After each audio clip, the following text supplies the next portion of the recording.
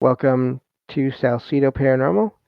I'm your host, James Salcido, and tonight I'm continuing my series on haunted places in the U.S. As always, you can find all episodes of the show, along with links to social media and ways to listen and ways to support the show at the website, and that is salsidoparanormal.com. That's SALSIDO paranormal.com. And there are many ways to support the show. You can always share the show with others and rate and review it on your favorite podcast platforms. You can sign up for the Patreon feed and get extra content there for as little as $1 a month. You can also check out the merchandise store and get all kinds of shirts and some other items there with designs made by friends of the show. And support is never expected, but always appreciated as there are expenses in making these shows. Also, please follow friends of the show. That'd be Jen, the Arcane Observer, who has her own channel, who also is the co-host of the show on Saturdays whenever she is able to join me, as well as Michael Strange of Trouble Minds Radio and the Trouble Minds Radio Network, KUAP Digital Broadcasting, where you can hear all kinds of amazing shows, as well as my own 24/7 online for free. So, as I always say with this series of shows, I please do your research on the locations I'm talking about in case I, for one, make mistakes, but for also any information that I provide may become outdated, and that may include information on whether or not you are allowed to visit these locations. I never recommend trespassing for all kinds of reasons, um, so yeah, make sure if you're looking into the location more and you think you'd like to visit, make sure it's okay to do that. And also, uh, I like to provide links in every episode description to the locations, just as a starting point, so you can check out more for yourselves, including pictures, which of course I can't share on an audio-only show. So I think that takes care of everything. We are starting on the state of Indiana, I believe. Let me double check on that. Yes. And of course, this is not a comprehensive list. This is just a handful of places, let's say 5 to 10 locations in each state in the U.S. And we go from there. So, um, also, hello everyone there in chat. I see you there. Thank you for joining me and listening in. So, this first location is the Whispers Estate in Mitchell, Indiana. It's a Victorian era home built around 1894 and first owned by Dr. George and Sarah White. In 1899 or 1901, the house was purchased by Dr. John and Jessie Gibbons, who became known in the community for adopting orphaned children. Tragedy soon struck the Gibbons family. Their adopted daughter, Rachel, uh, passed away, unfortunately, from a fire she accidentally started in the front parlor and passed 2 days later. Another adopted child died mysteriously in the master bedroom, infant. So, and then Jessie Gibbons herself later died in the same room after a bout of double pneumonia. Dr. Gibbons practiced medicine from home, and given the era, it's likely that patients died in the house during his more than 2 decades of practice. Uh, let's see here. So these layered tragedies established the home's haunted reputation, uh, reinforced by other deaths linked to the property, including a man who uh, passed away in the upstairs bathroom in the 50s or 60s. That's quite a large range there. I wonder if that's more of a legend than a known thing. And a young boy who reportedly died from a fall down the front staircase. Later, families and owners continued to encounter unexplained activity and deaths. Of course, now that's always tricky because things can happen in any location, so I don't know. But anyway, after a period of vacancy, new owners began restoration work in 2006 and reported an upsurge in strange phenomenon.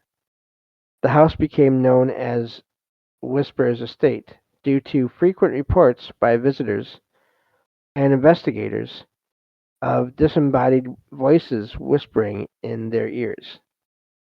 Apparitions of children are often seen or heard, especially Rachel running or laughing, and visitors have reported physical sensations, labored breathing, coughing, the feeling of being sat on when sleeping in Jesse's master bedroom. The closet doorknob in this bedroom is notorious for jiggling itself and the closet door popping open. Baby powder scent is said to signal Elizabeth's presence. Other strange activity includes beds and couches shaking visibly, and the persistent appearance of a dark shadow called Big Black, which psychics claim to be a non human entity.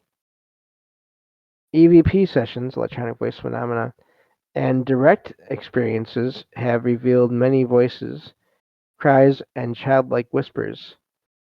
Paranormal claims intensify in the attic, which is described as the heart of the house and is believed by some to contain a vortex or portal. Just a word on that. I know that's a term that is tossed around a lot on, let's say, TV shows or in some more sensational accounts of paranormal activity. Um, I do think they can happen. I've I had one, I believe, in my bedroom, which is my storage room, and I feel like I can still sense the residual of it where it was at, and that is also the space where the shadow figure and or this just the presence that I had in that room in that closet for a while.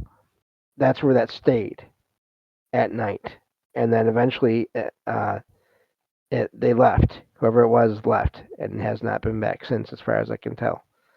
Um, and it wasn't an evil presence. It was just the feeling I got, as I always say when I describe the situation, was I don't mean you any harm. Leave me alone. I'll leave you alone. And that's how it was for years until eventually there was a couple nights in a row where I saw a shadow figure come out from that direction of the apartment and just kind of stay next to the kitchen doorway and then retreat back into the storage room. And after those 2 nights of those 2 sightings, I have not sensed that presence in that room ever again. This was years ago now. So, vortexes or portals, it may sound odd, but I do believe they're around, and they can be around, and it's not just an exaggeration. I don't think by everyone when they mention these things. Anyway, getting back to the material here, those who sleep there report horrific nightmares and the sense that something is trying to enter the room. Psychics allegedly detected 4 graves in the backyard and a pit grave containing body parts, organs, and other things. Um, and of course, that does say allegedly, so who knows for sure. Not that there aren't real psychics. I'm just saying. Keep in mind here, some of these things can or cannot be determined or proven as being accurate at times. Whisper's Estate routinely hosts ghost hunts, tours, and has earned recognition from TV shows and paranormal media outlets. As one of the most haunted homes in America, it continues to attract visitors with its unnerving and diverse paranormal activity. So that's where that one ends. That summary. So yeah, sounds like a lot going on there, um, and a lot of tragedy. Of course, the further back you go, the less advanced or less developed medical practices were, at least for a time. So that I think that also always has a part to play in all these situations. The next location here is the Hannah House in Indianapolis, Indiana. So this is a stately Italianate brick mansion built in 1858 by Alexander Moore Hanna. It's a last name, a prominent local businessman who had made his fortune in the California gold rush. Hanna married Elizabeth Jackson after years as a bachelor. Together they had one child who was tragically stillborn. The house, located on a large South Side farm, eventually passed to German immigrant and Civil War veteran Roman Ohler, Oehler, in 1899. The property was later inherited by Ohler's descendants, the Elder family, who continued to use and rent out the home, including a period in the 1960s and 70s when it housed an antique store. That's fascinating. Um, I that kind of caught me off guard because sometimes antiques can hold energy and or have attachments of energy and or consciousness to them. So um, yeah. So the house's haunted reputation began to rise during these years. Hmm. Surprise, surprise. Typical paranormal accounts include unexplained noises, lights and electronics turning themselves on and off, objects moving without explanation, the smell of burning candles and baby powder, and occasionally the overwhelming odor of rotting flesh from certain rooms. That's never good. Apparitions reported include a man in a black suit seen in the upstairs hallway, believed to be Alexander Hanna. A woman near a second floor window, presumed to be Elizabeth Hanna, uh, mourning her child, and the ghost of a baby in areas associated with the the stillborn child. A popular legend connects the Hanna house to the Underground Railroad. So it does say popular legend. According to this story, a group of enslaved people seeking freedom were hiding in the house's cellar when a tipped oil lamp ignited a deadly fire. With Hannah away and unable to seek immediate help, the bodies were said to have been buried in the cellar, trapping their souls there. This tale, while deeply embedded in local lore and the house's haunted reputation, is not supported by evidence. Historians note that there is no proof Hannah was involved in Underground Railroad activity, though he was known as a Quaker and an abolitionist. Over time, ghostly activity at Hannah House has reportedly increased, with public events and paranormal investigations, including phantom smells, apparitions, voices, cold spots, and peculiar sensations. Today it stands as one of Indiana's best known haunted houses, hosting tours, ghost hunts, and events that continue to fuel stories about the spirits said to inhabit its historic halls. So, um, So yeah, moving. That's quite a lot in that location. Again, I think it's always important to point out that the cases where there's legends, but then there's no evidence of the legend, especially in cases where there's no evidence of the legend, as far as historical evidence, and there's no reports of paranormal activity that seems to directly correlate with that legend. When it's literally all there is the legend, and there's no way to know or verify. It's not like the people doesn't say there that people saw apparitions of um, people that would have been in the Underground Railroad. So I always like to point that out that we never know for sure. But now this next location I have heard about, I'm actually glad that I found this location because I heard about it through one of those paranormal investigation reality shows, which it's a double-edged sword because they do bring more attention to the topic of the paranormal. It's just that when there's big networks involved, it's hard to know for sure how much is being exaggerated or faked for ratings, for money purposes by the network. So, but this next location I've seen and covered on shows before, and this is the Willard Library in Evansville. I just want to check on something real quick and see how many more locations left we have in this state because I feel like we're getting through a fair bit here. Actually, no, there's a few more. There's like four or five more after this one. So okay. Anyway, I always like to be looking a little bit ahead of things. So the Willard Library in Evansville, Indiana, is renowned for both its Victorian Gothic grandeur and its reputation as one of America's most haunted libraries.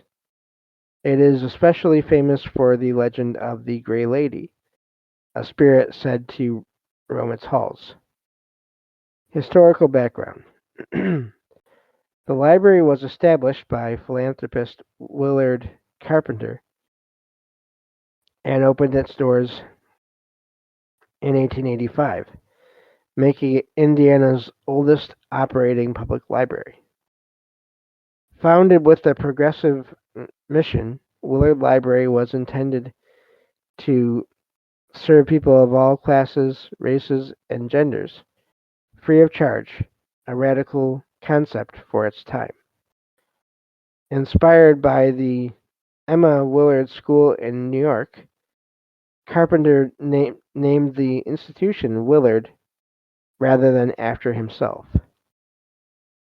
Uh, the library houses one of the Midwest's largest genealogy collections and has retained its historic architecture over the decades. The haunting legend. The most famous spirit is the Grey Lady, whose first recorded sighting dates to the 1930s when a maintenance worker reportedly encountered a woman in a gray dress who vanished in the darkness. The Grey Lady is widely speculated to be the ghost of Louise Carpenter, daughter of Willard Carpenter, although her exact identity remains a mystery. I do like when they notice or they mention that when it's not always certain who that person is. Louise was said to be upset over her father's sizable donation to the library, even unsuccessfully suing over the inheritance. Oh boy. Uh, Reported phenomenon attributed to the Grey Lady include unexplained smells of perfume and sudden cold spots, faucets turning on and off, and books or furniture moving inexplicably. People feeling gentle touches, especially their hair or earrings. Phantom noises, doors opening or closing, and even the elevator moving on its own at night. That's fascinating. You hear about that in hotels and places like that, in hospitals, I think. But first time I've heard of that with a library, but also doesn't surprise me in a way. Apparitions seen on ghost cams and even by local weathercasters and library patrons. This is sort of where I heard about this because at least they did have um, cameras set up in the location where you could watch if you wanted to for signs of this apparition. Paranormal fame and investigations. Willard Library invites paranormal investigations and hosts Grey Lady ghost tours annually. The library has installed 24/7 ghost cams accessible online, which have supposedly captured unexplained phenomena. Incidents have been documented by national media and again paranormal teams, including the Sci-Fi Channel's Ghost Hunters and renowned psychic Lorraine Warren. Again, keep in mind people have conflicting views on paranormal reality shows and on the Warrens. Recent incidents like unexplainable doors opening after hours and mysterious figures caught on video continue to reinforce the library's haunted status. So yeah, that's a lot going on there. And looking at the chat here, Mattel, hello there, Mattel, says you had me at old library. I love libraries. I used to go to the libraries in town where I live a couple times a week when I could. Um, I do miss doing that, and yeah, they're always. I think they're important places in a lot of ways for a lot of reasons. It's funny, there is a library in my area. I'm not going to say where exactly, but I visited there, and I even went there with my mom when I was a kid. And they had have a basement, and there was it wasn't the room where all the books were in, but there was the elevator. Funny enough, elevator and or storage or utility room off to one side of the room. I always got weird vibes from that area, and I never liked it. You would think as a little kid, I would have I would have been interested in what's over there. No, I just never liked looking in that direction. I always just went past it as fast as I could, and it's just really odd. I don't know. I don't know what was going on there. Something happened there, but um, but yeah, it's strange how these things work. Other than that, and it's an amazing library, but just that one area I never liked, and it was only on the in the basement level. I had no problem with that, like looking in that area on the ground floor. So, but yeah, I'm wondering now too about it's amazing that this library, the World Library, had enough activity where they decided to put up cameras. Um, I wonder if that's because there was so much activity that they wanted to have cameras up there all the time, or if it's sort of, and I don't blame them for this necessarily, but a way to get more people interested in the library and in keeping it going and all that. I can see that being maybe them leaning into that. You see, with hotels, some hotels they want nothing to do with the paranormal. Others lean into it, and I have I can't blame anyone for either way. Anyway, that's all the time we have for this episode. Thank you all for listening, and I will talk to you all next time on Salsidoparanormal. Take care.